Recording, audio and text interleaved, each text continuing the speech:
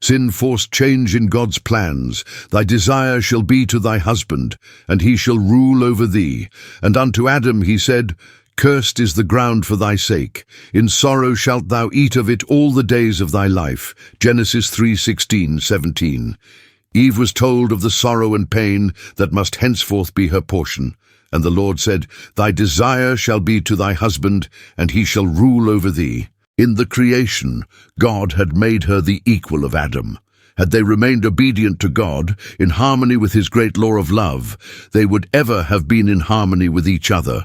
But sin had brought discord, and now their union could be maintained and harmony preserved only by submission on the part of the one or the other.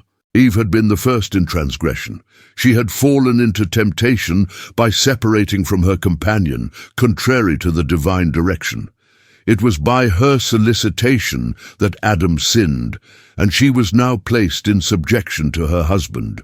Had the principles enjoined in the law of God been cherished by the fallen race, this sentence, though growing out of the results of sin, would have proved a blessing to them. But man's abuse of the supremacy thus given him has too often rendered the lot of woman very bitter and made her life a burden. Eve had been perfectly happy by her husband's side in her Eden home, but like restless modern Eves, she was flattered with the hope of entering a higher sphere than that which God had assigned her. In attempting to rise above her original position, she fell far below it. To Adam the Lord declared, Because thou hast hearkened unto the voice of thy wife, and hast eaten of the tree of which I commanded thee, saying, Thou shalt not eat of it. In the sweat of thy face shalt thou eat bread, till thou return unto the ground.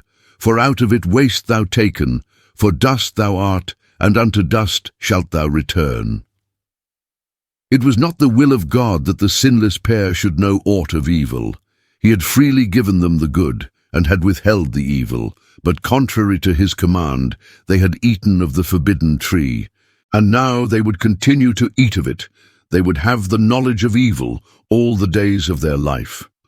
From that time the race would be afflicted by Satan's temptations. Instead of the happy labor heretofore appointed them, anxiety and toil were to be their lot. They would be subject to disappointment, grief, and pain, and finally to death.